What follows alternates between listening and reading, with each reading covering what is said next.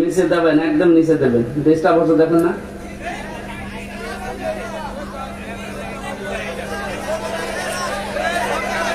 আলহামদুলিল্লাহি রাব্বিল মাশরিকাইন ওয়া রাব্বিল মাগরিবাইন আল্লাযী খালাকা কুল্লা শাইইন যাওজাইন ওয়া আওজাবা আলাইনাল ইহসানা বিল ওয়ালিদাইন ওয়া নাশহাদু আল্লা ইলাহা ইল্লাল্লাহ ওয়া আশহাদু আন্না মুহাম্মাদান আবদুহু ওয়া রাসূলুহু সাজ্জিদুল কাউনাইন সাল্লাল্লাহু আলাইহি ওয়া আলা আলিহি ওয়া আসহাবিহি ওয়া তাবাইহি আজমাইন লাইলা ওয়া নাহারান ফিত তারফাইন فقد قال الله تعالى في كلامه المجيد وفرح برهانه التوحيد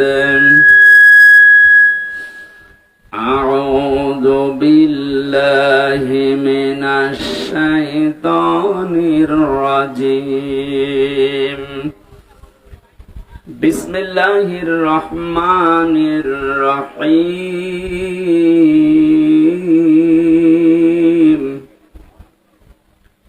فبما رحمة لنت لهم ولو كنت فظا غليظ القلب لانفضوا من حولك فاعف عنهم واستغفر لهم وشاورهم في الأمر فإذا عزمت فتوكل على الله إن الله يحب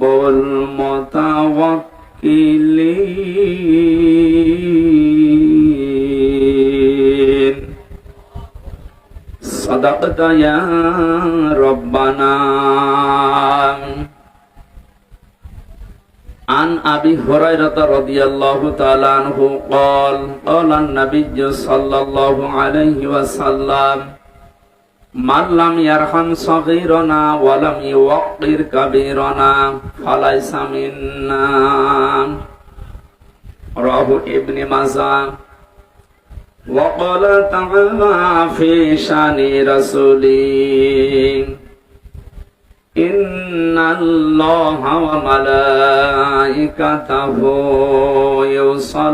يصلون على النبي يا أيها الذين آمنوا صلوا عليه وسلموا تسليما اللهم صل على سيدنا مولانا محمد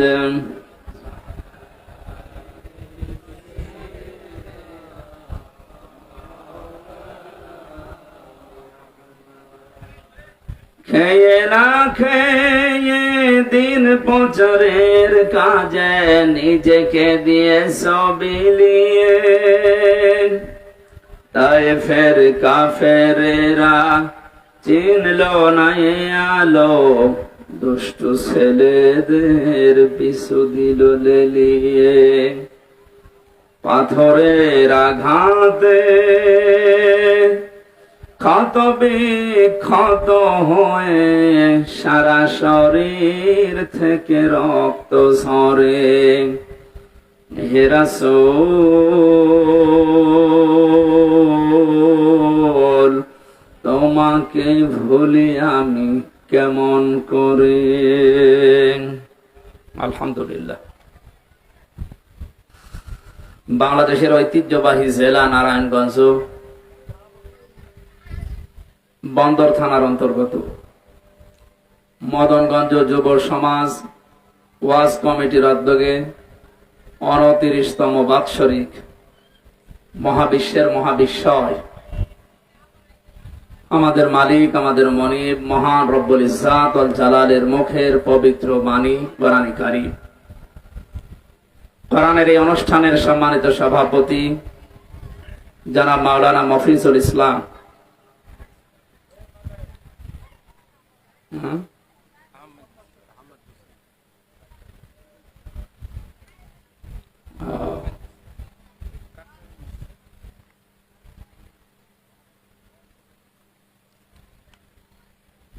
এইটা না, ঠিক আছে।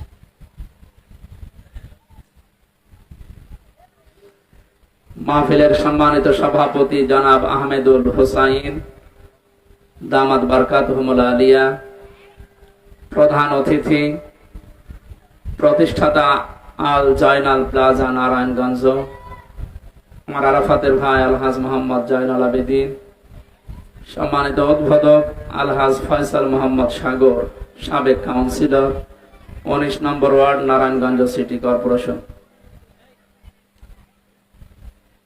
যত মানুষের নাম দিয়েছে, এটা এটা করে নাম বলে দোয়া করতে গেলে তো আধা ঘন্টা লাগে। যাক, সম্মানিত মানুষ এখানে অনেক আছে, আমরা দেখতে পাচ্ছি। এটা দেখে ওয়ারফা'না লাকা যিকরাক, আল্লাহ এদের সম্মান, মর্যাদা, ঈমান এবং আমল অনুযায়ী যেন দুনিয়া আখিরাতে আরো বাড়িয়ে দেন।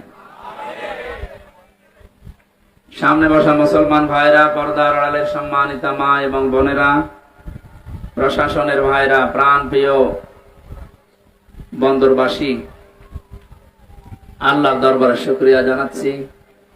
রবিউল আউয়াল মাসের বিশ্বনবী মুহাম্মদ রাসূলুল্লাহ সাল্লাল্লাহু আলাইহি ওয়াসাল্লামের জন্মের এই পবিত্র সময়ে, জন্মের মাসে আমরা যেগুলো করছি ওগুলো কোরআন হাদিস সমর্থিত কিনা আমরা সামনে যাব ইনশাআল্লাহ। তারপর ওই সময়টা পবিত্র সময়, কোরআনের আলোচনা শোনার জন্য যে আল্লাহ আমাদেরকে এখানে নিয়ে আসলেন, শরীর সুস্থ রাখলেন, বলছি আলহামদুলিল্লাহ।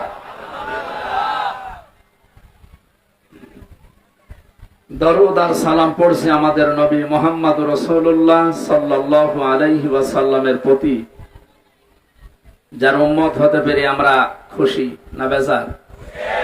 এখন প্রশ্ন, আমরা উম্মত আছি তো? যে হাদিসটি পড়লাম, নবীজি বলেন মাল্লাম ইয়ারহাম সাগীরানা ওয়া লাম ইউওয়াক্কির কাবীরানা ফালাইসা মিন্না, ইবনে মাজাহ শরীফের হাদিস। এখানে যারা আলেম আছেন তাদেরকে বলছি, ভাই কোন দিকে তাকিয়ে আছে, এদিকে তাকান। যারা ছোটদেরকে স্নেহ করে না, বড়দেরকে সম্মান দেয় না, শ্রদ্ধা জানায় না, এরা আমার উম্মত না। আমরা যে বললাম তার উম্মত হতে পেরে আমরা খুশি। এখন আমার ভেতরে এই দুইটা গুণ আছে কিনা? মাঝখানে ফা শব্দটা আছে, আমরা আরবি গ্রামার অনুযায়ী জানি ফা 19টা অর্থে ব্যবহার হয়। আগে বর্ণিত দুইটা গুণ যদি আপনার ভেতরে থাকে তাহলে আপনি নবীর উম্মত, যদি না থাকে, নবীজি বলেন ফালাইসা মিন্না। কয়েকদিন আগে আমার মামলার হাজিরা ছিল, বিচার নামাতে বিচারপতি ওইটা দেখে বলছে, কি দেখে বিচার করব, এর ভেতরে কোনো মাল ম্যাটারেস নেই, ফেলে দিবে, যা সব খারিজ করে দিয়েছে। আলহামদুলিল্লাহ সুবহানাল্লাহ বলার জন্য না, এই যে দেখার পরে দেখছে কিছু নেই, যেভাবে ছুড়ে ফেলে দিল যে আমি কি দেখে বিচার করব, এই যে ছুড়ে ফেলে দিল, এর আরবিতে ফা ব্যবহার করা। ওপরে বর্ণিত যে গুণগুলো আল্লাহর নবী জানালেন, যদি সত্যি আপনার ভেতরে না থাকে, আর আপনার চেহারা সুরত যদিও দরবেশের মতো হয়, ফালাইসা মিন্না, আপনি নবীর উম্মত না। এবার আসেন তো হাদিসটা বাস্তবে দেখি আমাদের ভেতরে আছে কিনা। মাল্লাম ইয়ারহাম সাগীরানা, যারা ছোটদেরকে স্নেহ করে না। ছোট কারা? বয়সে যারা ছোট নাকি? না, শুধু এরা না, আপনি যেখানে আছেন ওই জায়গার নিচে যারা আছে প্রত্যেকে আপনার কাছে ছোট। আপনি যে চেয়ারে আছেন, আপনার নিচে যত চেয়ার আছে সবাই আপনার কাছে ছোট। কথা বুঝতেছেন? সুতরাং ছোটদেরকে স্নেহ করা লাগবে। আলাম ইউওয়াক্কির কাবীরানা, যারা বড়দেরকে শ্রদ্ধা জানায় না, সম্মান দেয় না। বড় কারা? যারা বয়সে বড়, নাকি? না না, বয়সে বড় ছাড়া আবু জাহেল তো আমার বয়সে বড়। বড় কারা এ কথা বলবে কোরআন শরীফ। কে বলবে বলেন তো? আল্লাহ রাব্বুল আলামিন বলেন, ইন্না আকরামাকুম ইনদাল্লাহি আতকাকুম ইন্নাল্লাহা আলিমুন খাবীর। সূরা হুজুরাতের ভেতরে আছে 13 নম্বর আয়াতের শেষের দিকে, অবশ্যই আমি আল্লাহর কাছে সবচাইতে সম্মানিত, সবচাইতে বড়, যার ভেতরে আল্লাহর ভয় বেশি। আল্লাহকে বেশি ভয় করে কারা? কোরআনে কারীম জানিয়েছে, ইন্নামা ইয়াখশাল্লাহা মিন ইবাদিহিল উলামা। সূরা ফাতিরের 28 নম্বর আয়াতের মাঝে আছে, অবশ্যই পৃথিবীতে যত বান্দা বান্দি আমি বানিয়েছি, সবচেয়ে বেশি ভয় আমি আল্লাহকে করে আলেমরা। কারা? আলেম কারা? আল্লাহ পাক জবাব দিচ্ছেন, আলেম কারা? ওমান আযলামু মিম্মান কাতামা শাহাদাতান ইনদাহু মিনাল্লাহ। সূরা বাকারা প্রথম নাম্বার পারার 20 নাম্বার পৃষ্ঠার 13 নাম্বার লাইনের 140 নাম্বার আয়াতের মাঝের অংশে আছে। এটা তাফসীরে ফি জিলালিল কোরআন সাজ্জিদ কুতুব বর্ণনা দিচ্ছেন। আল্লাহ বলেন, এই পৃথিবীতে আমার দৃষ্টিতে আসলাম ইসমে তাফসিল, এটা এর চাইতে বড় শব্দ আরবিতে আর নেই। সুপারলেটিভ ডিগ্রি বলা হয় ইংরেজিতে। আল্লাহ বলেন, আমার দৃষ্টিতে পৃথিবীর ময়দানে সবচাইতে বড় জালেম ওই লোকটা যার কাছে কোরআনের জ্ঞান থাকার পরেও দুনিয়ার স্বার্থে গোপন করে রাখে। আমরা যাদেরকে বড় আলেম মনে করি, আল্লাহর ভাষা এগুলো বড় জালেম। আলেম কারা? আয়াতের ব্যাখ্যা করতে গিয়ে মুহাদ্দিসিন কিরাম লিখেছেন, পৃথিবীর ময়দানে যে ব্যক্তি আল্লাহর কালাম নিয়ে চিন্তা ভাবনা করে, আর হালালকে হালাল জানে, হারামকে হারাম জেনে ছেড়ে দেয়, এবং আল্লাহর ইবাদতে নিজেকে নিয়োজিত রাখে, এই মানুষটা আল্লাহর কাছে আলেম। দ্বিতীয় হাদিসে আয়াতের পক্ষে এসেছে, আল্লাহর নবী বলেন, কিয়ামতের দিন আল্লাহ যখন বিচার আরম্ভ করবেন, প্রথম নাম্বারে আল্লাহ পাক নিজের সামনে মানুষকে দাঁড় করাবেন, স্রেফ একা একা। কোরআনে কারীম জানিয়েছে, ওমা ওয়াকুল্লুহুম আতিহি ইয়াউমাল কিয়ামাতি ফারদা। সূরা মারিয়ামের 95 নাম্বার আয়াতে আছে, কিয়ামতে প্রতিটি মানুষ আমি আল্লাহর সামনে দাঁড়াবে। কয়জন করে? বলেন বলেন। আপনি নিজের কাছে এবার আয়াতটা সামনে নিয়ে ভাবেন তো, কিয়ামতের প্রথম বিচারের যে ধাপ শুরু হবে, বাংলাদেশে আমরা বিচার দেখি কয়েক রকম। নারায়ণগঞ্জের ম্যাজিস্ট্রেট কোর্টে একরকম বিচার হয়, এরপরে আছে জজ কোর্ট, এরপরে আছে হাই কোর্ট, এরপরে আছে সুপ্রিম কোর্ট। রায় এদেশে 4 প্রকার হয়। ম্যাজিস্ট্রেট কোর্ট থেকে যদি আপনি ন্যায় বিচার না পান, বলতে পারবেন না যে আমি ন্যায় বিচার পাইনি, আমি এই বিচার মানি না। এটা বললে আপনার বিরুদ্ধে মামলা হবে, রাষ্ট্রদ্রোহী। এতটুকু বলার ক্ষমতা আপনার আছে যে আমি ন্যায় বিচার পাইনি, আমি ওপরে যাব। যান, কোথায় যাবেন? জজ কোর্টে যান। জজ কোর্ট থেকে যদি আপনার বিরুদ্ধে রায় আসে, আপনি এতটুকুই বলতে পারবেন যে আমি ন্যায় বিচার পাইনি। যদি বলেন এ বিচার আমি মানি না, মামলা হয়ে যাবে। কথা বুঝতেছেন? এরপরে আর একটা জায়গায় যান, হাইকোর্টে। ওখান থেকে যদি রায় আসে, আপনি বলতে পারবেন আমি মানি না। বলা যায় এতটুকু যে আমি ন্যায় বিচার পেলাম না, আমি আরো উপরে যাব। জানার একটা ধাপ আছে সুপ্রিম কোর্ট, ওখানে আবার 2 ভাগ। এখান থেকে প্রধান বিচারপতি যিনি এখন দায়িত্বে আছে, উনি যদি একবার আপনার বিরুদ্ধে রায় দিয়ে দেয়, আর আপনি যদি বলেন মানি না, এদেশে হয় থাকতে দেবে না, নাই জেলখানায় দিয়ে দেবে। তাহলে এদেশের রায়ের ধাপ আমরা পেলাম 4টা। কিয়ামতেও তো আল্লাহর বিচার ব্যবস্থা যখন আরম্ভ হবে, আল্লাহ পাক বলেন আমার বিচারের ধাপ হবে 2টা। একটা নাম্বারে মানুষকে আমি একা একা ডাক দেব, কেউ থাকবে না তার সাথে। মা তাজালু কদামা বানি আদম আবদি ইয়াউমাল কিয়ামাতি হাত্তা ইসআলা আন খামসিন আন উমরিহি ফিমা ফানা ওয়া আন শাবাবিহি ফিমা আবলা ওয়া আম্মালিহি মিন আইনা ইকতাসাবাহু ওয়া ফিমা আনফাকাহু ওয়া আন ইলমিহি মাযা আমিলা ফি। মুত্তাফাকুন আলাইহি। বুখারী মুসলিমের যৌথ হাদিস এটা। আল্লাহ পাক বলেন প্রত্যেকটি বনি আদম সন্তানকে আমার সামনে দাঁড় করাবো, ওর আশেপাশে কেউ থাকবে না, ও আর আমি ছাড়া। 5টা প্রশ্ন করবো একে একে। সঠিক জবাব দেওয়ার আগে সামনেও যেতে পারবে না, পেছনেও যেতে পারবে না, জায়গায় দাঁড়িয়ে থাকবে।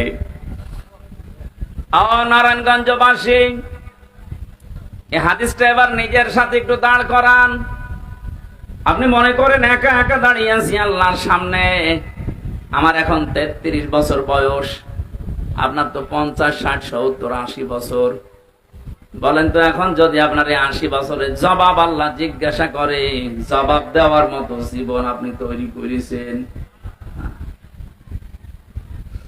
মাঝে মাঝে একা একা থাকলে আমার মনে হয় আল্লাহ পাক যদি বলে হামজা 2024 সালের আগস্ট মাসের 31 তারিখ পর্যন্ত তোরে মাফ করে দিলাম, যা শুধু সেপ্টেম্বরের 1 থেকে 17, এই 17 দিনের জবাব দিয়ে জান্নাতে চলে যা। আমার তো মনে হয় 17 দিনের জবাব এখনো আমার ঠিক করা সম্ভব হয়নি। আপনারা পারবেন?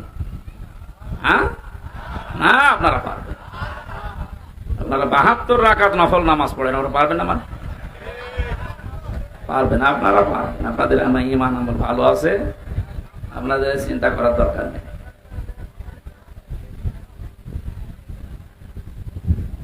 আমি একটু দাবি করছি যে ঘন্টাখানিক আপনারা কথা বলবেন না, যাই করেন দাঁড়িয়ে থাকেন, বসে থাকেন, চলে যেতে মন বলে চলে যাবেন, কিন্তু কথা বলবেন না। এটা রাখা যাবে না। এরপরে যদি কেউ কথা বলেন সে মুনাফিক। কথা দিলেন আপনি, এবারে দেখেন তো কথা কেউ বলে কিনা। ওই যায়, হ্যাঁ সেলাই দেখা যদি নাও যায়, কালকে ইন্টারনেট থেকে নামিয়ে নেবে, তার কথা বলবেন না। যেখানে যা আছে থাক, হয় দাঁড়িয়ে থাকেন না বসে থাকেন, কথা বলবেন না। এই একটাই অনুরোধ আমার, কথা বলবেন না। খুব জরুরি হলে ইশারায় করবেন। নারায়ণগঞ্জবাসী, আমি আমার ঈমান থেকে কথা বলছি। আমি যেটা বাস্তবে দেখতে পাচ্ছি, কোরআনের চোখ লাগিয়ে এইটা জানাচ্ছি। কাবা শরীফ তাওয়াফ করার সময় দেখছিলাম ষষ্ঠ চক্করে মানুষেরা একটা দোয়া আল্লাহকে শোনাচ্ছে। হাজরে আসওয়াদ থেকে এই রুকনে ইয়ামিনী এই জায়গাটা পার হওয়ার সময় দোয়াটা মানুষ পড়ে, আল্লাহুম্মা ইন্না আলাইয়া হুকুকান ফীমা বাইনি ওয়া বাইনিকা। ও আমার মালিক, আমি তোমার গোলাম, তোমার ঘর সামনে নিয়ে আমি ঘুরছিলাম, তাওয়াফ করছিলাম, প্রদক্ষিণ করছিলাম। একটা কথা কিন্তু আমি জানিয়েছি যে আমি তোমার মালিক, গোলাম তুমি আমার মালিক। এই দুইজনের ভেতর অনেক দিন পাওনা আছে। আমি গোলাম হিসাবে যা যা তোমার কাছে পাবো সব তুমি দিয়ে দিয়েছো। তুমি নেই থেকে আমাকে হামজা বানিয়েছো। কোন নাম পরিচয় আমার দুনিয়ায় ছিল না। হাল আতা আলাল ইনসানি হিনুম মিনাদ দাহরি লাম ইয়াকুন শাইআম মাযকুরা। কোন নাম পরিচয় আমাকে উল্লেখ করার মতো কিছু ছিল না দুনিয়ায়, সেখান থেকে তুমি আজ আমাকে হামজা বানিয়েছো। আমার কিছু ছিল না, সব আমার আজকে আছে।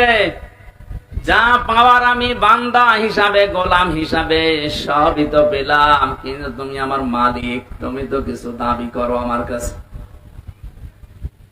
আমি দাবি অনুযায়ী তোমাকে কিছুই দিতে পারিনি, তবে একটা সম্পদ আমার কাছে আছে, সেই সম্পদের নাম তুমি আমাকে মাফ করে দাও।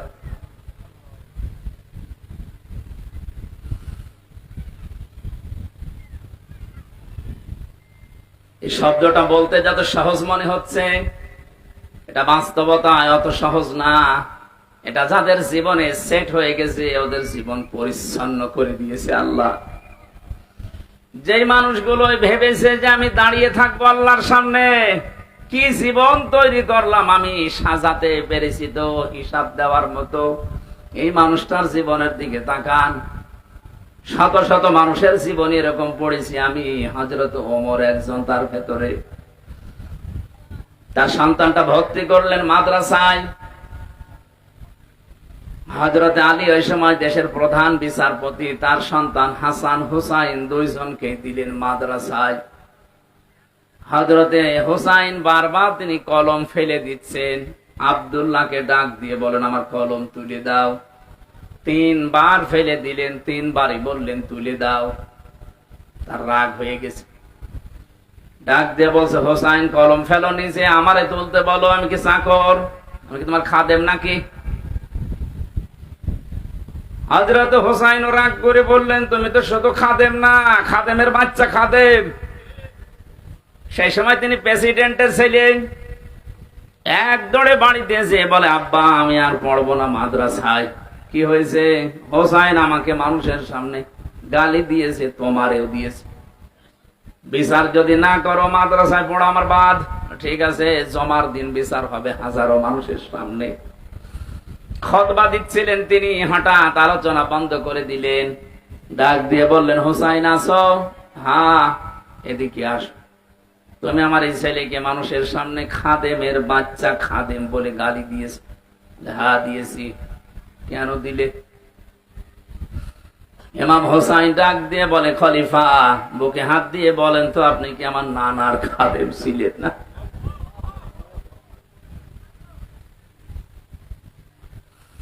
হযরত ওমরের কথা বন্ধ হয়ে গেছে, চোখ দিয়ে দর দর করে পানি ঝরছে। সামনে ডেকে বললেন এদিকে আসো, যে কথা বললে এটা কি লিখে দিতে পারবে? কাগজ কলম নিয়ে আসে। খেজুরের পাতা নিয়ে এসেছে, উনি লিখে দিলেন ওমর আমার নানার খাদেম ছিল, আমি দেখেছি। ইতি হোসাইন ইবনে আলী। সই করে দিলাম, যা। কাগজটা হাতে নিতেন, চুমা খেলেন, ডাক দিয়ে বলেন নবীর সাহাবীরা বিচার হয়ে গেছে, আর কিছু লাগবে না। ছোট মানুষ তো হোসাইন বোঝে না, আব্দুল্লাহ বোঝে না, বলে বাবা বিচার তো শুরুই করলে না, হয়ে গেল কি করে? হযরত ওমর বলে সন্তান, যে বিচার করেছি দুনিয়া না আখিরাতেও কাজে লাগবে। আমি যখন মারা যাব এই কাগজটা আমার কাফনের ভেতরে দিয়ে দিও। ময়দানে মাহশরে যখন আল্লাহ পাক তার বিচারের প্রথম স্টেপে আমাকে ডাকবে, জীবনের কিছু যদি আল্লাহর ভালো না লাগে, এই কাগজটা তুলে দেখাবো, মাবুদ আমার জীবনের কোনো কিছু যদি তোমার কাছে কবুল না হয়, পছন্দ না হয়, এই কাগজটার দিকে একটু তাকাও, তোমার নবীর নাতি লিখে দিয়েছে আমি নবীর খাদেম ছিলাম। এই ওসিলাই হলে তুমি আজকে আমারে মাফ করে দাও। হিসাবে শব্দটা শুনতে যত ছোট মনে হচ্ছে, বিশাল ব্যাপার এটা। মানুষের ভেতরে যতদিন পর্যন্ত 100 ভাগ এটার বিশ্বাস জন্মাবে না, ওর জীবন ততদিন পরিচ্ছন্ন হওয়া সম্ভব না।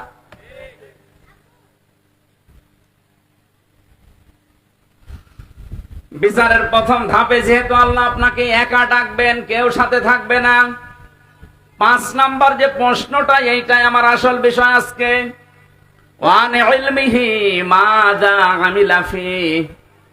তোমাকে যতটুকু জ্ঞান দেওয়া হয়েছিল, যতটুকু তুমি জানতে, তার কতটুকু মানতে, এইটা বলো আজকে। হযরতে তালহা রাদিয়াল্লাহু তাআলা আনহু এবং আবু দারদা রাদিয়াল্লাহু তাআলা আনহু, এই দুইজন মাঝে মাঝেই বলতেন নবীর সাহাবীরা, নবীর মুখে যত কথা শুনেছি, যত হাদিস শুনেছি, সবচাইতে বেশি ভয় হয় হাদিসের এই অংশটার দ্বারা। যতটুকু জানতে তার কতটুকু মেনেছো, ওইটা বলো। আমার মনে হয় এর প্রশ্নে আমরা অধিকাংশ মানুষই ধরা খাবো। কথা বলে না কেন? যা জানতে তার কতটুকু মানতে, এটা বলো, তারপরে সামনে যাও। এখানে জ্ঞান অনুযায়ী যারা আমল করে এরা আল্লাহর ভাষায় আলেম, জ্ঞান অনুযায়ী যার আমল নেই আল্লাহর ভাষায় জালেম। তাহলে বড় কারা আমি বোঝাতে চেয়েছিলাম, আল্লাহর ভয় যাদের ভেতরে আছে এরা আল্লাহর কাছে বড়। আল্লাহকে বেশি ভয় করে আলেমরা। আলেম ওই লোকটা যে তার জ্ঞান অনুযায়ী কাজ করে। পৃথিবীতে জ্ঞান অনুযায়ী কাজ করেছে সবচাইতে বেশি নবীরা। কথা বলেছেন এখন, নবীদের উপরে জ্ঞানের উপরে কাজ করা মানুষ দুনিয়ায় আছে? আপনি তাকান তো তাদের দিকে।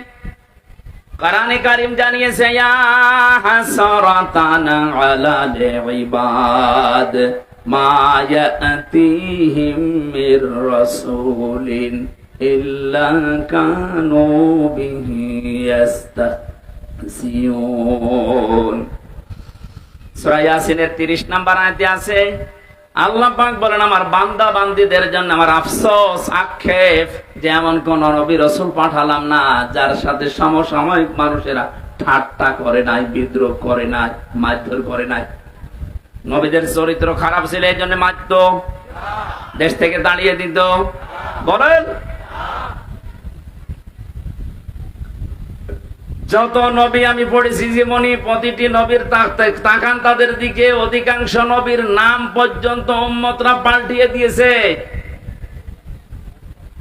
হযরত ইব্রাহিম নবীর নাম ওই জামানায় তার উম্মতেরা পাল্টিয়ে আব্রাহাম লাগিয়ে দিয়েছে। হযরত মুসা আলাইহিস সালামের নাম খ্রিস্টানরা পাল্টিয়ে, ইহুদিরা পাল্টিয়ে দিয়েছে জোসেফ।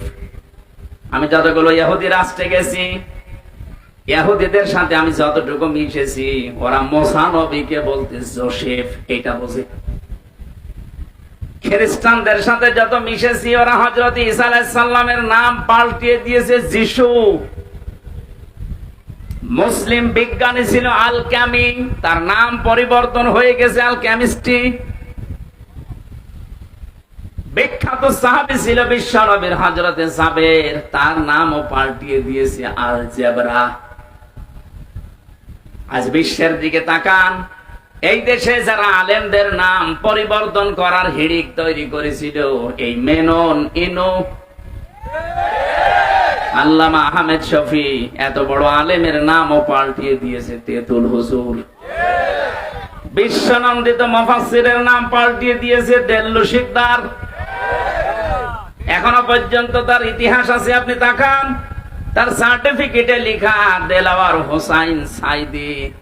দেল্লু শিকদার আর দেলাওয়ার হোসাইন জীবনও এক না। আব্দুল কাদের মোল্লার নাম দিয়েছে কসাই কাদের।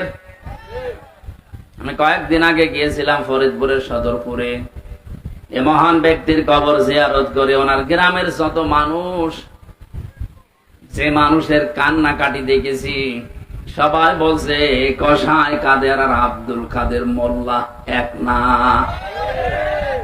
আমার নামও পাল্টিয়ে দিয়েছে, আমার নাম দিয়েছে পিসকে হুজুর। আমাকে পিসকে,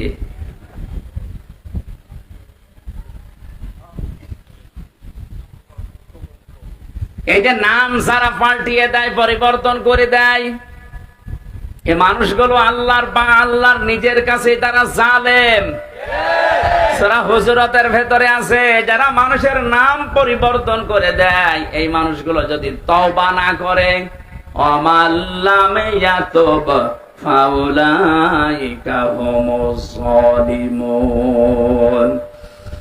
যে মানুষগুলো নাম পরিবর্তন করে মানুষকে ডাকো, যদি তওবা না করো তোমরা জালিম হয়ে মারা যাবা। আমরা বিশ্বে এখন তাই দেখতে পাচ্ছি। যারা এ কাজ করেছিলেন তওবা করেন। আলেমদের নাম যারা পরিবর্তন করে তালিকা করছিল, এক একজনের নাম এক এক রকম দিয়ে তালিকা করেছিল 116 জনের। আল্লাহ এত বেশি অপমান করেছে তারে, এই যে মুন্সিগঞ্জে বাড়ি, কালামানিক, ওর বিসি পর্যন্ত হয়ে গেছে। সুপ্রিম কোর্টের একজন বিচারপতি এত নিচে আল্লাহ নামাবে আমিও কোনোদিন কল্পনা করি নাই। কলা পাতায় শুয়ে আছে, আমার মনে হয় এই পৃথিবীতে আল্লাহ যদি আমাকে আর কিচ্ছু না দেখায়, আমার কোনো আফসোস নেই। কালা মানিককে আমি যা দেখেছি, আলহামদুলিল্লাহ।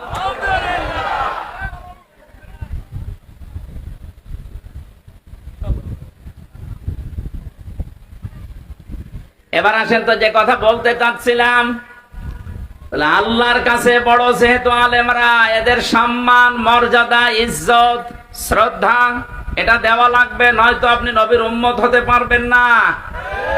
15.5 বছর আমরা এটা দেখেছি। যারা আল্লাহর কোরআনের জ্ঞান, নবীর হাদিসের জ্ঞান থাকার পরে গোপন করে রেখেছে দুনিয়ার স্বার্থ পেয়ে, তাদেরকে আমরা দেখেছি অনেকে আলেম মনে করতে, অথচ আল্লাহর ভাষায় ওগুলো বড় জালেম। আর যারা জ্ঞান অনুযায়ী আমল করতে গেছে, তাদের তো শ্রদ্ধা সম্মান দূরের কথা, এত নিচে নামিয়েছে অত্যাচারে। আমি নিজে সাক্ষী, 3টা বছর আমার সাথে যা করেছে, সাধারণ মানুষের সাথে এরকম করে না। ওরা আলেম দেখলে দায়িত্ব দিছ হিন্দুদের। আমার দায়িত্ব পড়েছিল দেবদুলাল, সুব্রত বালা, চণ্ডী দাস, কি সুন্দর নাম না? দেখলেই বোঝা যাচ্ছে যে আমার প্রতি রহম করবে। আচরণই ওই রকম।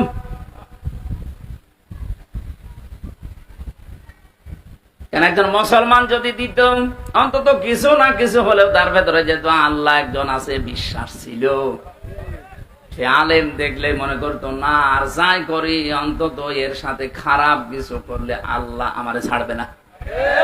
এমন মানুষকে দিয়েছে তো আল্লাহ পরকাল জানে না, আলেমোসা জালেমতা। মাটির নিচে নিয়ে আমার 11 ঘন্টা টাঙিয়ে রেখেছিল।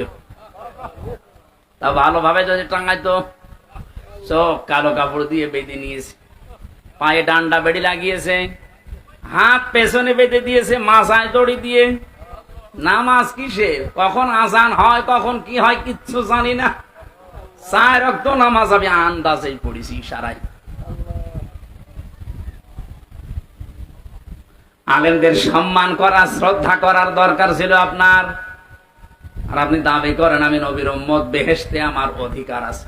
অধিকার আপনার আছে, জাহান্নামে আছে। কারণ আপনি নবীর উম্মতই হতে পারেননি এখনো। কি নবীর উম্মত হওয়ার জন্য যে 2টা গুণ বললাম, এই 2টা গুণ মানুষের আছে? অধিকাংশ মানুষের নেই। আল্লাহ তুমি আমাদেরকে এই 2টি গুণ অর্জন করার তৌফিক দাও, বলে না আমি আর নিচে নামলাম না। কথার অর্থ বুঝতেছেন? এটা রবিউল আউয়াল মাস, বিশ্ব নবীকে নিয়ে যা আরম্ভ হয়েছে আমাদের বাংলাদেশ, ভারত আর পাকিস্তানে, এটা বেশি অতিরঞ্জিত হয়ে যাচ্ছে। কেউ বাড়াবাড়ি করতে করতে এত উপরে তুলছে, আর কেউ ছাড়াছাড়ি করতে করতে একেবারেই ছেড়ে দিচ্ছে না। আমাদের মধ্যম পন্থা জাতি বানিয়েছেন আল্লাহ। ওয়াকাযালিকা জাআলনাকুম উম্মাতাও ওয়াসাতান, তোমাদেরকে আমি মধ্যম পন্থা জাতি বানিয়েছি। বাড়াবাড়ি করা যাবে না কোনো বিষয়ে, ছাড়াছাড়ি করে একেবারে ছেড়ে দেওয়া যাবে না, মাঝামাঝি থাকতে হবে। আজ ঈদে মিলাদুন নবী পালন করার জন্য রাষ্ট্রীয় ভাবে ছুটি দেওয়া হয়, অনুষ্ঠানের জন্য তাকিদ দেওয়া হয়। নবীর জন্মদিন পালন করার জন্য বিশ্ব নবী তাকিদ দিয়েছেন, কোন জায়গায় আপনি দেখাতে পারবেন? নবীজি কোরআন দিয়ে রাষ্ট্র চালাতে হবে এ বিষয়ে তাকিদ পেয়েছেন। আল্লাহ পাক বলেন ইন্নাল্লাযী ফারাদা আলাইকাল কুরআনা লারাদ্দুকা ইলা মাআদ। সূরা কসসের 85 নম্বর আয়াত প্রথম অংশে আছে, অবশ্যই আমি আল্লাহ কোরআনের আইন মানা ফরজ করে দিয়েছি। কি করে দিয়েছি? ফারাদাত, ফারজুন শব্দটা আছে। অবশ্যই কোরআনের আইন মানা ফরজ। অথচ 96% মুসলমান আমরা এই দেশে বাস করি। 53 বছর হয়ে গেল দেশটা স্বাধীন হয়েছে, কোরআনের একটা আইনও এ দেশে রাষ্ট্রীয় ভাবে কায়েম নেই। আপনি কি জবাব দেবেন? শুধুমাত্র নবীর মিলাদ, মিলাদ মানে জন্ম, মিলাদ মানে তার জন্মদিন নিয়ে আনন্দ করে জিলাপি আর খেচুড়ি খেয়ে মহব্বত দেখাচ্ছেন। অথচ বিশ্ব নবীর ইন্তেকালের 600 বছর পরে এটা মানুষ আবিষ্কার করেছে।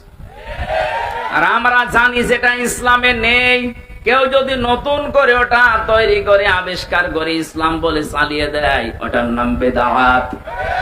আর বেদাত যারা করে ওরা গোমরা, আর গোমরা যারা ওরা জাহান্নামী। আমি আপনাকে নবীর মিলাদ, জন্ম নিয়ে আলোচনা করতে নিষেধ করছি না, যেহেতু মহামানব তিনি, মহান নেতা আমাদের, আপনি করেন। কিন্তু শুধু মিলাদ, জন্ম নিয়ে আলোচনা করে আনন্দ পেয়ে যদি শেষ করে দেন, তার জীবনের আসল উদ্দেশ্য যেটা সিরাত, 40 থেকে 63, এই 23 বছর। কথা বলছেন এখন? আপনি 1 থেকে 40 বছর পর্যন্ত যদি মোহাম্মদ ইবনে আব্দুল্লাহকে না মানেন, আপনি জাহান্নামে যাবেন, এমন কথা কোরআন হাদিসে নেই। কিন্তু 40 থেকে 63 এই সময়টা যদি এই 23 বছরের 1 সেকেন্ড আপনি বাদ দেন, আপনি জাহান্নামী। আমি তো এটা বানালাম নাকি? কোরআনে কারিমের দিকে তাকান। লাকাদ কানা লাকুম ফি রাসূলিল্লাহি উসওয়াতুন হাসানাহ ইলা আখির আয়াত। সূরা আহজাবের 21 নম্বর আয়াতের প্রথম অংশে আছে, অবশ্যই তোমাদের জন্য মহত্তম আদর্শ আমি আল্লাহ লুকিয়ে রেখেছি রাসূলুল্লাহর জীবনে। কার জীবন? ও নারায়ণগঞ্জবাসী, ভালো করে জবাব দেবেন। সারা আরব জাহানে 1 থেকে 40 বছর পর্যন্ত মুহাম্মদ রাসূলুল্লাহ কেউ বলেছে? বলেন বলেন, কি বলতো? মুহাম্মদ ইবনে আব্দুল্লাহ এই নামে ডাকতো তাকে। যদিও তিনি জন্মে পৃথিবী তৈরি হওয়ার আগে আল্লাহ তাকে নবী বানিয়েছে, কিন্তু ঘোষণা দেয়নি, ঘোষণা হয়েছে 40 বছর বয়সে। তাহলে এখানে বোঝার বিষয়ে 1 থেকে 40 বছরে পুরা আরব জাহানে ওনাকে ডাকতো আব্দুল মুহাম্মদ ইবনে আব্দুল্লাহ, আব্দুল্লাহর ছেলে মোহাম্মদ, বা আস-সাদিক, আল আমিন। আমার এ পর্যন্ত ঠিক আছে তো? দ্বিতীয় নম্বরে ওনাকে রাসূলুল্লাহ ডাকা আরম্ভ হয়েছে 40 থেকে, বলেন বলেন, 40 বছরের আগে উনি রাসূলুল্লাহ হিসাবে ঘোষণা হয়নি। হয়েছে যখন নবুয়ত পেলেন 40 বছরে, ওই সময় নবী এবং রাসূল। তাহলে ওনাকে অনুসরণ করার জন্য আল্লাহর নির্দেশ 1 থেকে 40 না 40 থেকে 63।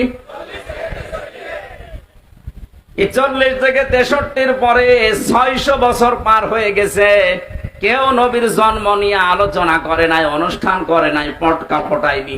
আপনি কোথায় পেলেন? আপনি যদি আলোচনা করতে চান তাহলে 40 থেকে 63 এই 23 বছর করেন। এর ভেতরে দুনিয়া আখিরাত লুকানো। মানুষের এমন কোন দিক বিভাগ নেই যা এই 23 বছরের ভেতরে আপনি পাবেন না। সব আল্লাহ পাকের ভেতরে লুকিয়ে রেখেছেন। জোরে বলেন সুবহানাল্লাহ। আমি আর একটু কথা বলছি, শুধুমাত্র আজ যারা মিলাদ নিয়ে 63 দিন অনুষ্ঠান হচ্ছে বাংলাদেশে। কতদিন? 63 দিন। ওরা নাম দিয়েছে ঈদে মিলাদুন নবী। এ শব্দটা নতুন। আল্লাহর পক্ষ থেকে আমাদের নবীর কাছে 2টা ঈদের ঘোষণা এসেছে, ঈদুল আযহা, ঈদুল ফিতর। এ বাদে কোনো ঈদ আমাদের নেই। যারা আজ এই নতুন ঈদ বানিয়ে আনন্দে আছেন, কান খাড়া করে শোনেন। আমি আপনার শত্রু না, আপনাকে আমি বাঁচাতে চাই।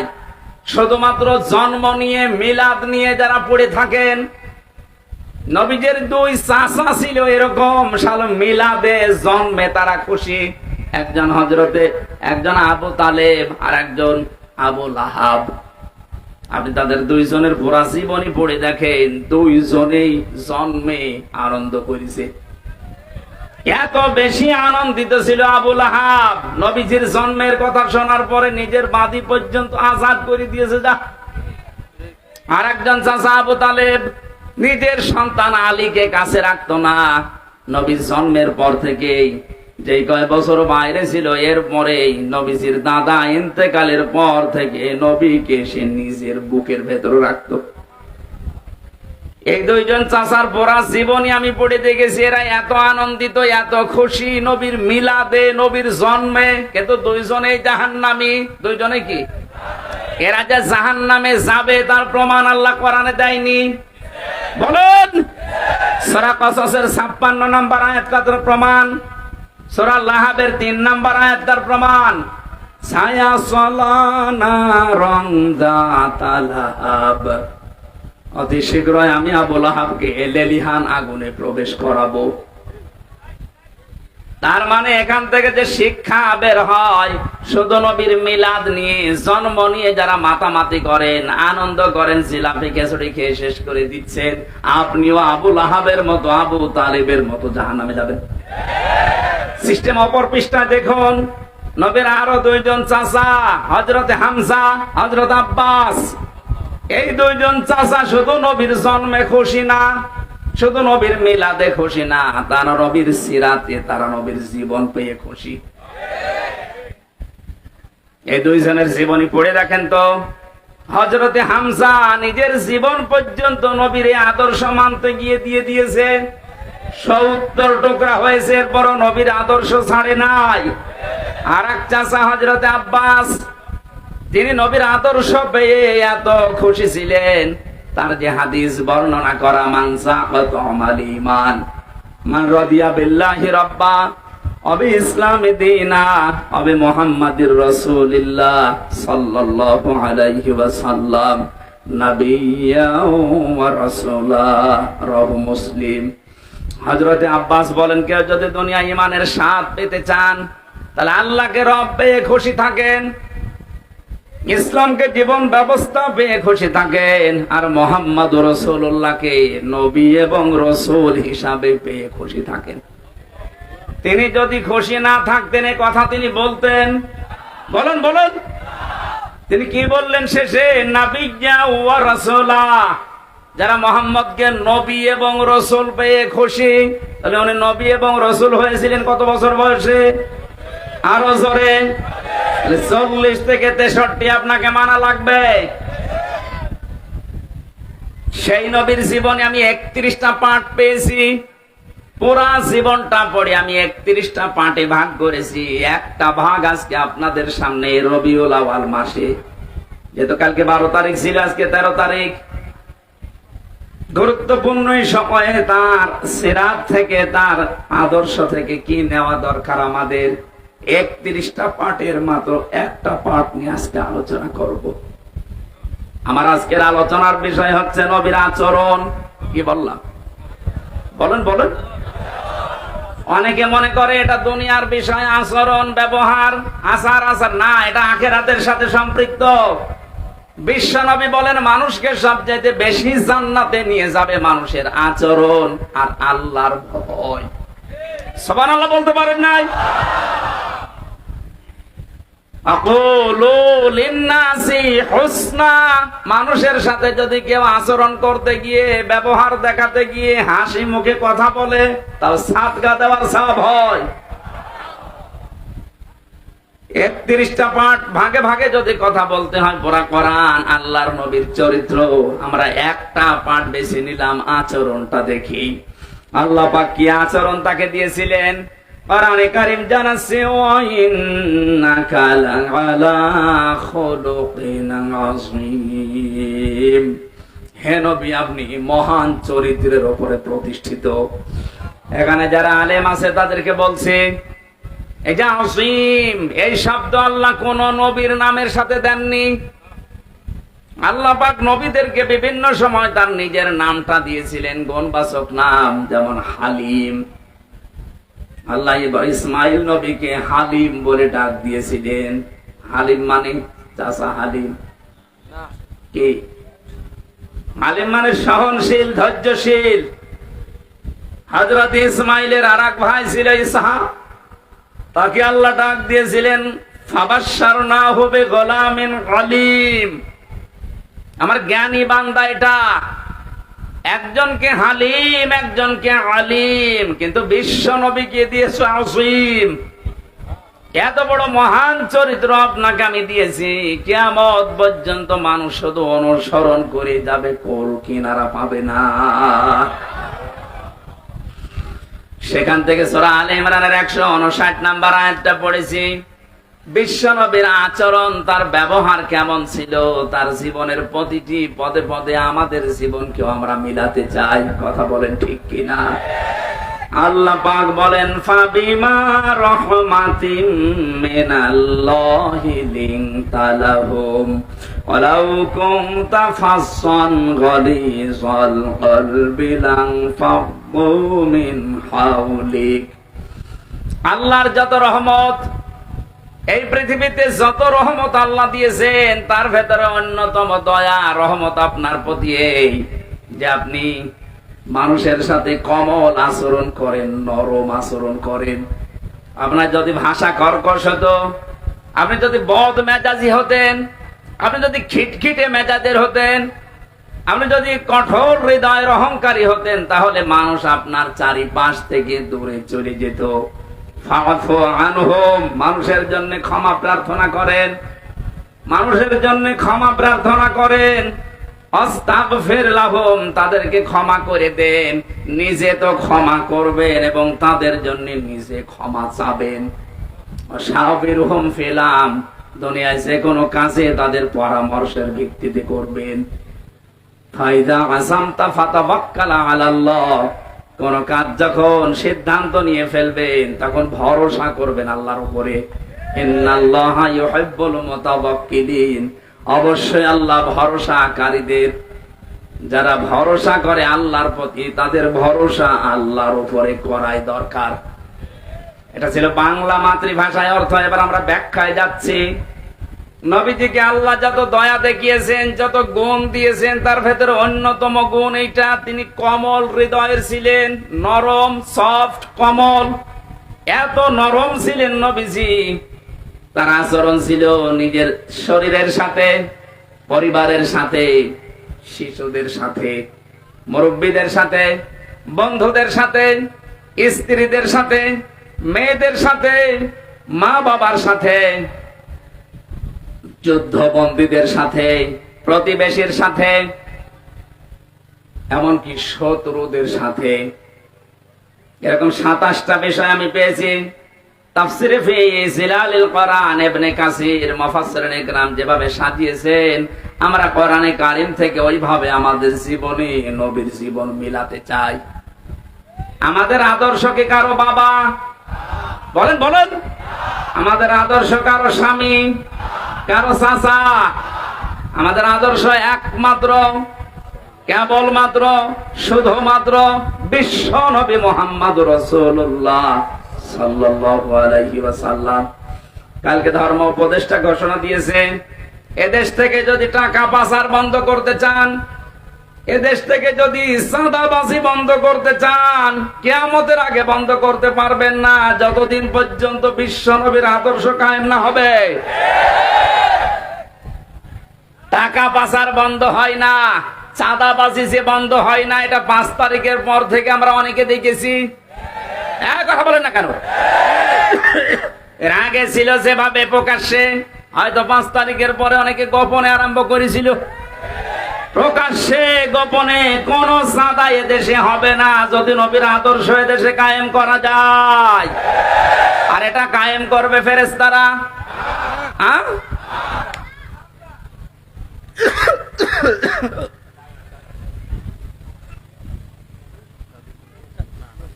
কিছু লাগবে না।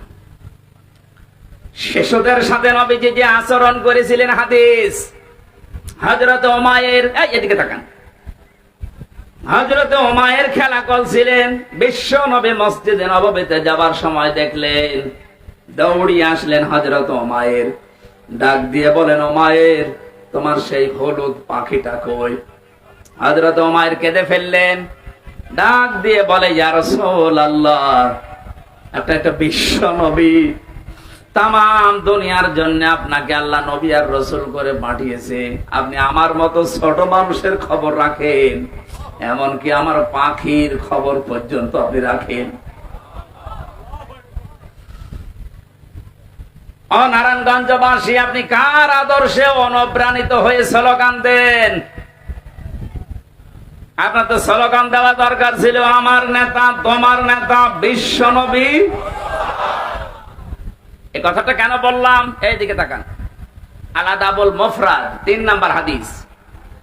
এই পৃথিবীতে যার আদর্শ বিশ্ব নবী এখনো হয়নি, অন্য কেউ, কান খাড়া করে শোনেন, নবীজি এখনো যার আদর্শ হয়নি অন্য কেউ, আপনি মারা যাবেন, আপনি নামাজ পড়তে পারেন, রোজা রাখতে পারেন, দাড়ি রাখতে পারেন, জুব্বা গায়ে দিয়ে হজ করতে পারেন, এখনো যদি আপনার আদর্শ নেতা বিশ্ব নবী না হয়ে অন্য কেউ হয়, আপনি মারা যাওয়ার সঙ্গে সঙ্গে বিনা বিচারে বিনা হিসাবে জাহান্নামী।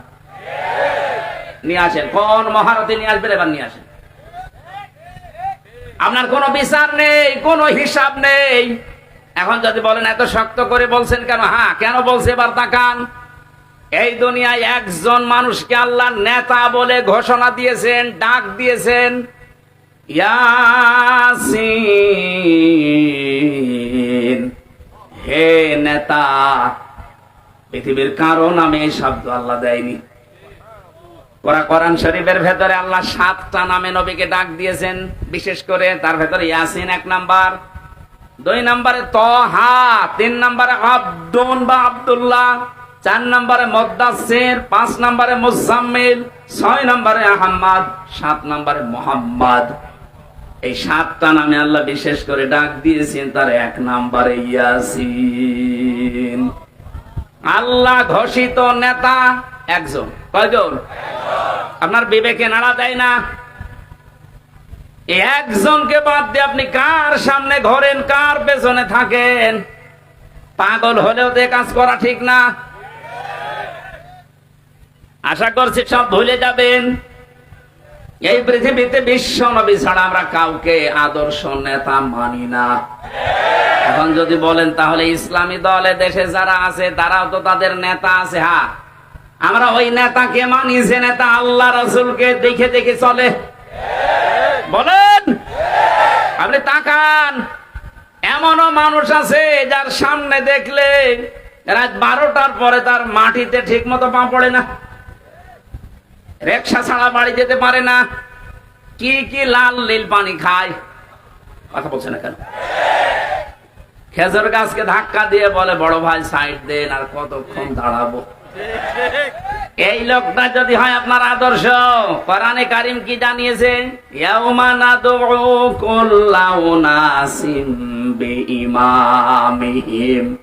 সূরা বনী ইসরাঈলের 72 নম্বর আয়াতের প্রথম অংশে আছে, আল্লাহ বলেন কিয়ামতে প্রতিটি মানুষকে বিচারের দ্বিতীয় ধাপে, ওই যে ম্যাজিস্ট্রেট কোর্টস, জজ কোর্ট বলছিলাম না, আমার আল্লাহ বলেন প্রথমে তো তোরে একা ডাকবো, দ্বিতীয় সিস্টেমে এবার তোরে একা না, তোর ইমামের সাথে, তোর নেতার সাথে ডাক দেব। নারায়ণগঞ্জবাসী, আমি বিবেককে প্রশ্ন করছি, আপনার যে নেতার আদর্শ মতো চলেন আর গর্ব করে বলেন আমি অমক নেতার সৈনিক, বলেন তো ওই লোকটা কিয়ামতে আপনার সামনে থাকবে, আপনি থাকবেন পেছনে? যেই লোকটা আপনার সামনে, যার চরিত্র আপনি জানেন, কথা বলছেন না কেন, যার সরাত সিরাত আপনি দেখেছেন, সেটা কি করে আপনি এতদিন পর্যন্ত দেখতেছেন, এই লোকটার সামনে পেছনে আপনি, ওকে যদি আল্লাহ কিয়ামতে দেখে, আপনার কি মনে হয় যে আল্লাহ ওকে মাফ করবে? ওর সরাত সিরাত দেখে তো আল্লাহর রাগ হয়ে যাবে। ওর রাতের চরিত্র একরকম, দিনেরটা আর একরকম। আপনি নিজেই এখন বলছেন ঠিক আমাকে মাফ করবে না, তাহলে আছেন কেন? কথা বলে না কেন? এই মুহূর্তে সিদ্ধান্ত পাল্টান। যাকে দেখলে অন্তত আল্লাহর মায়া লাগবে এরকম নেতা দেশে নেই। আমার নিজের দেখা, আমি নিজে জেলখানার ভেতরে দেখেছি, তার সূরত সিরাত, তার আমল, তার তাওয়াক্কুল, আল্লাহর প্রতি ভরসা, ইখলাস। আমার মনে হয় আল্লাহর নবী মুহাম্মদ রাসূলুল্লাহ সাল্লাল্লাহু আলাইহি সাল্লাম দুনিয়ায় যা যা বলেছেন করেছেন, তার একেবারে পা থেকে মাথা পর্যন্ত সব দেখা যাচ্ছে। যাকে দেখলে আল্লাহর কথা মনে হয়, আল্লাহর জিকির স্মরণ হয়। আর আমি এমন নেতার আদর্শ মানি যার ভেতরে নবীর কোন সুন্নত নেই, আদর্শ নেই, ও দেখলেই মনে হয় টাটকা একটা শয়তান। খালি ওই 72 রাকাত নামাজই চা পড়ে, তাছাড়া আর কিছু নেই। তাহলে এমন মানুষকে আপনি নেতা মানবেন যাকে আল্লাহ কিয়ামতের দিন দেখলে অন্তত আল্লাহ পাক রাগ করবেন না, তাকে দেখে যদি আল্লাহর মন ভরে যায়, না ঠিক আছে পেছনে যেটা আছে ওইটা এরকমই হবে। আর যদি সামনে দেখে নমো, দরবেশ পর্যন্ত নমো হয়ে গেছে, ওরে যদি আল্লাহ দেখে, যেহেতু পুলিশ পর্যন্ত ওরে চিনতে পারে নাই, বিডিআর গার্ড যারা, আমার মনে হয় ফেরেশতারাও চিনতে পারবে না। না, আমরা সাবধান হই ভাই। আমি বারবার এই কথা তুলছি এই কারণে, আপনি ধরা খাচ্ছেন বা খাবেন, যার আদর্শ ঠিক নেই এ লোকটা ধরা খাবে 100 ভাগ। এখনই পরিবর্তন হয়ে যাবে। দুনিয়া একদিকে হয়ে গেলেও আমি আল্লাহ রাসূলকে যে মানে না, ওকে আমি মানি না, ওকে আমি সমর্থন জানাবো, রায় দেব, সুপারিশ করব, এটা কল্পনা করা যায়? সামনে যা আসছে আসুক, যদি দেখি যে এই লোকটার চরিত্র আল্লাহ রাসূলের সাথে মিলছে না, ও আমার বাবা হলেও ওকে আমি ভোট দেব না। এখন তো ধরুন ভোট, এ তো দুনিয়ার বিষয়। কে বলেছে দুনিয়ার বিষয়? ভয়কাট্য ভোট মানে এটা রায়, সুপারিশ করা, এটা আমানত। তাফসিরে মারিফুল কোরআনে আমানাত শব্দের ব্যাখ্যায় বাংলায় লেখা আছে ভয়কাট্য ভোট। এটা হয় রায় দেওয়া, সমর্থন জানানো, সুপারিশ করা, এগিয়ে দেওয়া, এই অর্থগুলো এখানে লেখা আছে। কোরআনে কারিমের সূরা নিসা 5 নাম্বার পারার 10 নাম্বার পৃষ্ঠা 12 নাম্বার লাইনের 85 নাম্বার আয়াত। আমি লম্বা করে দলিলগুলো বলতে পারছি না, বাড়ি যেয়ে মিলিয়ে নেবেন। আপনার একটা রায়ের কারণে যদি এদেশে আবার চাঁদাবাজি শুরু হয়, আবার স্বৈরতন্ত্র চালু হয়, আপনার একটা রায়ের কারণে কিয়ামত পর্যন্ত আপনি পস্তাবেন।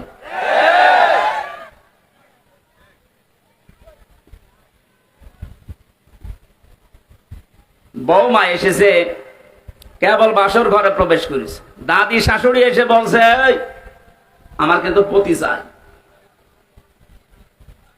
লজ্জায় মাথা লাল করে বলছে ঠিক আছে দাদি একটু সময় দেবেন তো।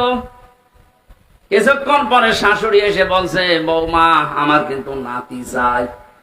ঠিক আছে সময় তো দেবে। কিছুক্ষণ পরে ননদ এসে বলছে আমার কিন্তু ভাতিজা চাই। ঠিক আছে। দেবর এসে বলছে ভাবি আমার কিন্তু ভাতিজি চাই। ঠিক আছে। স্বামী এসে বলছে কই আমার বেবি চাই। বৌমা কিছু করে বলে কি তোমাদের বংশ কি পাগলের বংশ? আমি আসতে পারলাম না। আর কেউ নাতি চাই, কেউ পতি চাই, কেউ ভাগ্নে চাই, কেউ ভাতিজা চাই, কেউ বেবি চাই। আমার সময় দেবেন না 10 মাস 10 দিন? কথা বলেন না কেন? আমার এতে একটু সময় দেন, আমি একটু গুছিয়ে নেই। তারপরে আপনার বেবি লাগবে আমি দেব, নাতি লাগবে আমি দেব, ভাতিজা লাগবে সব দেব। কিন্তু সময় দিচ্ছেন না। আমি ওগুলো ডাউনলোড করে নিয়ে আসবো। দায়িত্ব যাদেরকে দেশের লোক ছাত্র জনতা মিলে দিল, আরে ভাই তাকে একটু বুঝ করে নিতে দেন। যেখানে যেখানে ক্যান্সার আছে ক্যান্সার গুলো কেটে বাদ দিতে দেন। এই অবস্থায় যদি দেন নির্বাচন দিয়ে দিলাম কি হবে? ওদিনের ভোট রাতে হয়ে যাবে আবার। এই জন্য ছাত্র জনতা এদেশে যে 9 দফা দিয়ে আমাদেরকে স্বাধীনতার স্বাদ এখন দেখিয়েছে, আমরা ওই 9 দফার বাস্তবায়ন চাই। তাদের প্রথম দফা হচ্ছে বৈষম্য থাকবে না। আমার মামলা যেহেতু খারিজ হয়ে গেছে, আমি মনে করলাম আদালতকে জিজ্ঞাসা করি। আজকে যেমন আপনি বললেন এর কোনো মাল নেই, কি দেখে বিচার করব? 3 বছর তো আপনার কাছে আমার মামলা ছিল, তখন তো কিছু বলেননি। এই কথাই আমার বলতো যে হুজুর আমার হাত বাঁধা ছিল। কি ছিল? আমরা চাই এদেশে কারো হাত এভাবে যেন বাঁধা না থাকে। 1628টা চেয়ার এই দেশে। কত? তাই বলে এই চেয়ার না, এই চেয়ারের তো কোনো দাম নেই। 1628টা চেয়ার এই দেশে, খালি একটা চেয়ার খোলা ছিল আর 1627টা চেয়ার বাঁধা ছিল। এই জন্য এত দুর্নীতি। 1628টা চেয়ারই যদি খোলা থাকতো একটা চেয়ারের মতো, এই দেশে কেউ দুর্নীতি করে ছাড় পেত না। একটা দেশ কতটা রসাতলে গেলে কেন্দ্রীয় মসজিদের ইমাম পর্যন্ত পালিয়ে যায়। বাইতুল মুকাররমের ইমামও পালিয়ে গেছে। আর কোথায়? আর কে পালাবে না বলেন? বাকিগুলোর তো ভয় একটু আছে, ওই ইমামই যদি পালিয়ে যায় মুসল্লি তো আগে পালাবে। এই জন্য আমরা যেহেতু প্রথম দফায় দিয়েছি যে বৈষম্য থাকবে না, কারো হাত বাঁধা থাকবে না, সব হাত খোলা থাকবে। 2 নম্বরে সংস্কার যখন আরম্ভ হয়েছে, রাষ্ট্র সংস্কার, এদেশে এখন 1628টা চেয়ারে যারা আছে, জালেমদের দোসর হিসাবে যারা ছিল, একটাকেও এই চেয়ারে আমরা দেখতে চাই না। এই চেয়ার থেকে সবগুলো অপসারণ করে বৈষম্যের শিকার যারা যারা ওএসডি হয়েছিল তাদেরকে ওই চেয়ারে বসা।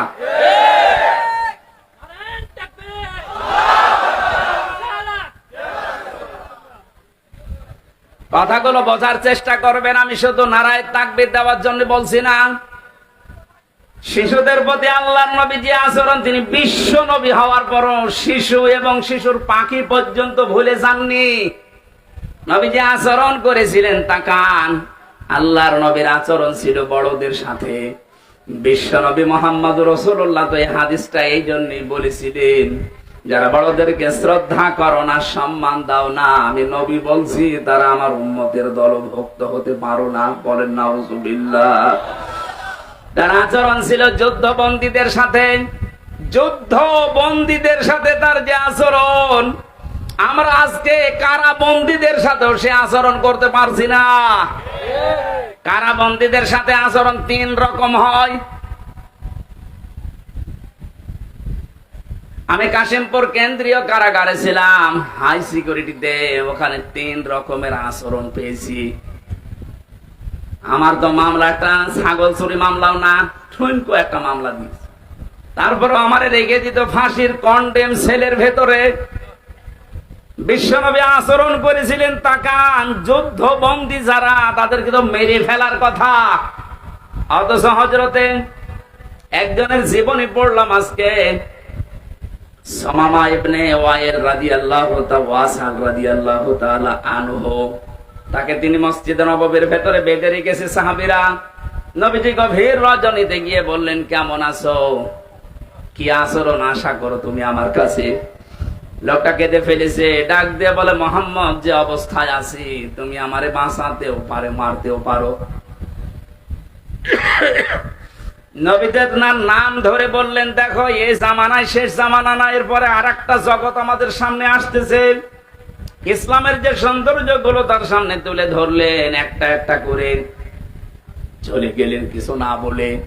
বাড়িতে যে নিজেদের লোক দিয়ে রান্না করলেন উটের গোশত আর বকরি, এগুলো পাঠিয়ে বললেন ওকে নিজে খাওয়াও। সাহাবীরা নিজে খাওয়িয়েছে। দ্বিতীয় দিন নবীজি নিজে উটের দুধ দহন করে গরম অবস্থায় তার কাছে পাঠালেন। মানুষ জামাইদেরকেও এত আদর করে না, কথা বলে না কেন? কি করেছিলেন? যুদ্ধবন্দীদের সাথে এই আচরণ, আর আমরা কারাবন্দীদের সাথে কি আচরণ করলেন আপনি জবাব দেবেন কি? আবার উপর থেকে নির্দেশ দিত সিসি ক্যামেরা দিয়ে 24 ঘন্টা ফাঁসির কন্ডেম সেলের ভেতরে তালাবদ্ধ করে খাবার যেন আমাদের কাছে ভালোটা না যায়, ওইটা উপর থেকে বসে বসে দেখতো। অথচ এখন যারা রিমান্ডে আছে, এই দরবেশ, এই আনিসুল, এমেনুল, ইনু, এদেরকে নাকি বাড়ির খাবার খাওয়ানো হচ্ছে, এসি ঘরে থাকতে দিয়েছে। কারা দায়িত্বে আছেন আমি জানি না, প্রকাশ হয়ে যাচ্ছে। কিন্তু বাংলার ছাত্র জনতা যদি একবার আবার রুখে দাঁড়ায়, চেয়ারে কিন্তু আর থাকতে পারবেন না। জালেমরা যা করেছিল, কোরআন যেহেতু জানিয়েছে, ওয়াইনা আকাবতুম ফাআকিবু বিমিসলি মা উকিবতুম বি, যতটুকু তোমার সাথে করেছে অতটুকু করো। অন্তত আমরা অতটুকু চাচ্ছি, বেশি করার দরকার নেই। 11 ঘন্টা টাঙিয়ে রাখেন শয়তানদের। ব্যারিস্টার আরমানের মতো 8 বছর মাটির নিচে আয়না ঘরে একটু আটকিয়ে রাখেন, ঠেলা বুঝবে যে কারে কয় দুনিয়া। আবার স্ট্যাটাস দেয়, কি করেছি আমার কুকুরের মতো তাড়িয়ে দিল। কি করেছেন টের পাচ্ছেন না? এদিকে আসেন, চট করে ঢুকে পড়বো। আসেন, চট করে ঢুকে পড়াচ্ছে। সারা বাংলাদেশের 18 কোটি মানুষ যদি আপনাকে মাফ করে দেয়, ব্যারিস্টার আরমানের বউ আপনাকে মাফ করবে না। আয়না ঘরের সাথে যারা জড়িত একটারও কোনো ক্ষমা নেই, কারণ এগুলো মানুষ না, এগুলো কোলাঙ্গার আর জানোয়ার। আমারে মাটির নিচে নিয়েছে আচরণ করতো, আমার মাঝে মাঝে আমার তো কষ্ট হইতো, মাঝে মাঝে মনে হয়তো আল্লাহ ও যা করে গেল, ও বাড়ি যে ওর বোর কাছে থাকে কি করে, ও তো ঘুম আসার কথা না। আমার সাথে মুফতি ফখরুল ইসলাম ছিল, ওরে নিয়ে মাটির নিচে এই আয়না ঘরে এই পার ভেতরে হাত, এখানে হাত দিয়ে সামনে রড, এই রডের সাথে ধরে হাতে তালা লাগিয়ে, তাহলে 1-2 ঘন্টা 5 ঘন্টা 24 ঘন্টা তালা লাগানো, মাত্র 1.5 মিনিট সময় দিত টয়লেট করার। আর খাবার যা দিত, মাখানো খাবার, মনে হচ্ছে যে 4-5 জন মাখিয়ে এক জায়গায় রেখে দিয়েছে, পেল পান লেখা না পালে না খা। আপনি নবীর মিলাদ পড়তে পাগল হয়ে আছেন, নবীর এটা সিরাত না, নবীর আদর্শ না এটা। তিনি যুদ্ধ বন্দীর সাথে কি করলেন, আর আপনি কারাবন্দীর সাথে, তা তো অন্যায় ভাবে। ব্যারিস্টার আরমানকে, আমান আজমিকে, আমির হামজাকে, মামুনুল হককে যে মামলা দিয়েছেন, একটা মামলা টিকছে। আজ তো আমি বেকসুর খালাস পেয়ে গেছি, তাহলে আমি এই দেশে আদালত কর্তৃক প্রমাণিত যে আমার কোনো দোষ নেই। সুতরাং বিনা দোষে 3টা বছর যা করেছেন, আমিও চাই মামলার আয়ু থেকে শুরু করে ওই যে হাত খোলা ছিল এটা পর্যন্ত যারা এর সাথে জড়িত প্রত্যেককে আমি চাই 3 বছর করে আমার মতো জেল দেওয়া হোক। শুধু আমি না, 1,10,000 মানুষ এখন সারা বাংলাদেশে জেল খাটতেছে, বিশেষ করে বিডিআররা বেকার আটকে রেখেছে। যারা এই সমস্ত মিথ্যা মামলার সাথে জড়িত, মামলার আয়ু থেকে শুরু করে একেবারে উপর পর্যন্ত যারা নির্দেশ দিয়েছে, একটাকেও যেন ছাড়া না হয়, কারণ এদের ছাড় নেই। বলে মাফ করে দিলাম, কিসের মাফ? জালেমদেরকে যদি কেউ মাফ করে দেয়, সে যেন মজলুমের উপরে অবিচার করে। আপনি তো টের পাচ্ছেন না যে স্বামী ছাড়া থাকা কি কষ্ট, ব্যারিস্টার আরমানের বউটের পিছ। আপনি তো জানেন না সন্তান ছাড়া থাকা কি কষ্ট, আমি টের পেয়েছি। আমার ছোট মেয়েটা এখনো আমার চেনে না, ওর আমি 1 বছর রেখে এসেছিলাম, বের হয়েছে দেখো 4 বছর বয়স, ও আমার চেনে না। আমি যেদিন জেল থেকে বাড়ি গেছি, বলছে হুজুর আমাদের বাড়ি চলেন। তার মানে ওর মনে হচ্ছে যে এরকম হুজুর বহু আসে, এও আর একটা হুজুর।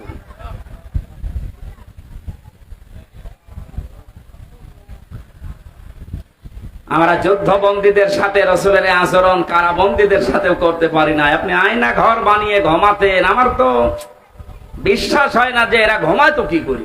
মনে হয় হয় লাল পানি খেত, নাই ঘুমের বড়ি খেত। দ্বিতীয় দিন নবীজি এসে ডাক দিয়ে বললেন, সাহাবীরা সামামাকে ছেড়ে দাও। সাহাবীরা বলো, হুজুর ছেড়ে যাবো মানে? না, ছেড়ে দাও, আমি যেটা জানি তোমরা জানো না। ছেড়ে দেওয়া হলো, উনি চলে গেলেন তার গোত্র মামার কাছে। সেই গোত্রে তিনি এক খেজুর বাগানের পাশে এক কুয়াতে গোসল করলেন, ছুটে আসলেন আবার মদিনায়। বিশ্ব নবীকে বলে, হে রাসূল, আমি চিন্তা ভাবনা করতে করতে গিয়েছিলাম, আপনার ওই আচরণ আমার মনে পড়ছিল 3 দিনের, আমি আর নিজেকে কন্ট্রোল করতে পারি না, আপনি আমারে কালেমা পড়িয়ে দেন।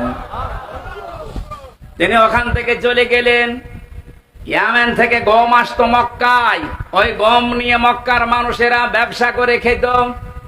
উনি বললেন, ওখানে যেহেতু বহু অমুসলিম আছে, ইসলামকে তারা বিশ্বাস করে, আল্লাহর বিরুদ্ধে তারা দাঁড়িয়েছে, শিরিক করে, আমি তাদের জন্য এই গম আসা বন্ধ করে দিলাম। কারণ তিনি ধনী মানুষের সন্তান ছিলেন, তিনি লিডার ছিলেন একজন। শেষ পর্যন্ত মক্কার মানুষের খাবার দাবারই বন্ধ হয়ে গেল। এই যে মানুষের খাবার আটকে দিয়ে স্যাংশন দেয়, আমেরিকা যেটা একটা দিচ্ছে না, বিশ্বনবীর হস্তক্ষেপে শেষ পর্যন্ত এটা আবার চালু হয়। নবীজি যুদ্ধবন্দীদের সাথে যে আচরণ দেখিয়েছিলেন, আমরা আজ যদি বাংলাদেশে যারা বিরোধী দলে আছে এই মানুষগুলোর সাথে ওই আচরণ করতে পারতাম, প্রত্যেকে আপনার দলের লোক হয়ে যেত। আমরা পারি না। পশু পাখির সাথে নবীজি যে আচরণ করেছিলেন, একটা পশু এসে কাঁদছিল নবীর কাছে, নবীজি ভাষা বুঝতেন। সাহাবীকে ডাক দিয়ে বললেন, তোমার এই পশুটা আমার কাছে নালিশ দিয়েছি তোমার বিরুদ্ধে, কি আচরণ করেছো তার সাথে? তুমি নাকি আজকে সারাদিন তাকে খাবার দাওনি, অথচ খাবারের পরিবর্তে খালি কাজ করিয়েছো। যদি এর সাথে আচরণ করে থাকো, কিয়ামতের দিন তুমিও আল্লাহর দরবারে মামলার আসামি হবে। অন্যান্য বিশ্বে আমি যখন উন্নত বিশ্বের দিকে যখন নিজে ধরার জন্য গিয়েছি, দাওয়াতের জন্য গিয়েছি, ওই সমস্ত দেশে দেখতে পেয়েছি গাড়ি ঘোড়া যখন চলে, যদি রাস্তায় একটা সাপ ফানা তুলে দাঁড়ায়, কয়েকশো গাড়ি দাঁড়িয়ে গেছে, সাপটা নিরাপদে চলে যাবে, বিড়ালের বাচ্চা নিরাপদে চলে যাবে, এরপরে গাড়ি যাওয়া আরম্ভ হয়। কেন? তাদের কাজ নেই, গুরুত্বপূর্ণ কাজ সব স্টপ, যেন একটা পশুর ক্ষতি না হয়, একটা ফুল বাগান ফুলের গাছের ক্ষতি না হয়। তারা নবীর হাদিসটা মেনে চলে, যদিও নবীকে তারা বিশ্বাস করে না, কিন্তু আমরা নবীকে বিশ্বাস করার পরও তার এই আচরণ টাচ করতে পারি না। একটা বেশ্যা মহিলা শুধুমাত্র একটা পশুর সাথে ভালো আচরণ করার কারণে জান্নাত পেয়ে গেছে। একটা নামাজি মহিলা একটা বিড়ালের সাথে খারাপ আচরণ করার কারণে আল্লাহ পাক জাহান্নামী বলে ঘোষণা দিয়েছে। নবীজি শত্রুদের সাথে যে আচরণ করেছিলেন, আজ আমাদের সেই সময় এসে গেছে। বিজয়ের সময় বিশ্ব নবী মুহাম্মদ রাসূলুল্লাহ দেখেছেন, ওরা সব থরথর করে কাঁপছিল।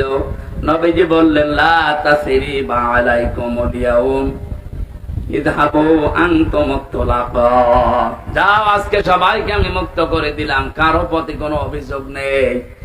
আমার মনে হয় এই দেশে জামাতি ইসলামী বাংলাদেশের কেন্দ্রীয় আমির যিনি ডাক্তার শফিকুর রহমান, যেটা দেখিয়েছে 1400 বছর আগে নবীজি যেটা দেখিয়েছিল,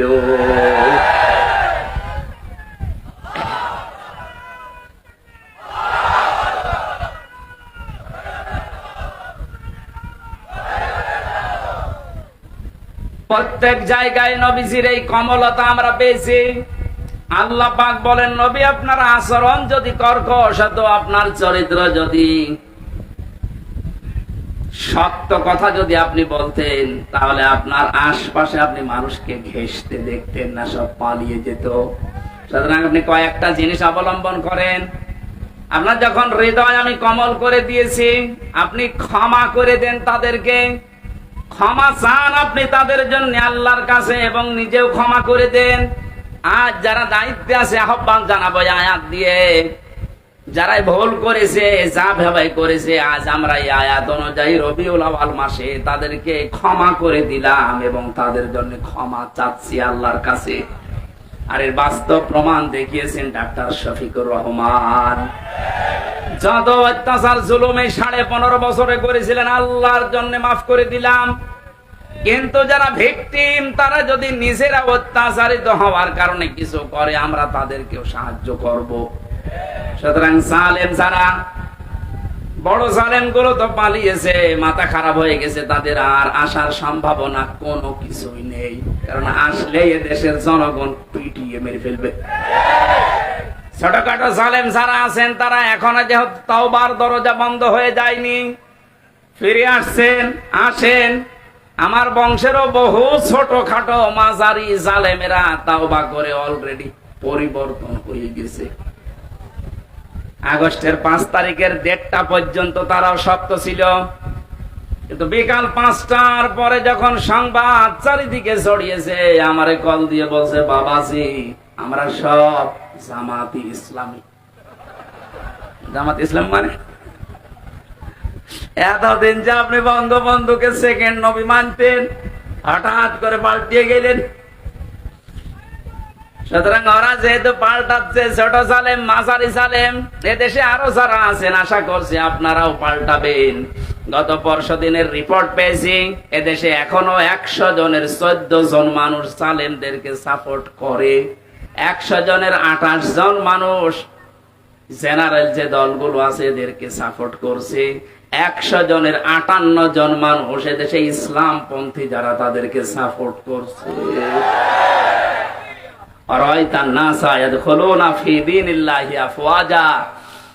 আপনি দলে দলে পালে পালে মানুষ ইসলামে আসতে দেখবেন, সেই দৃশ্য এখন আরম্ভ হয়ে গেছে।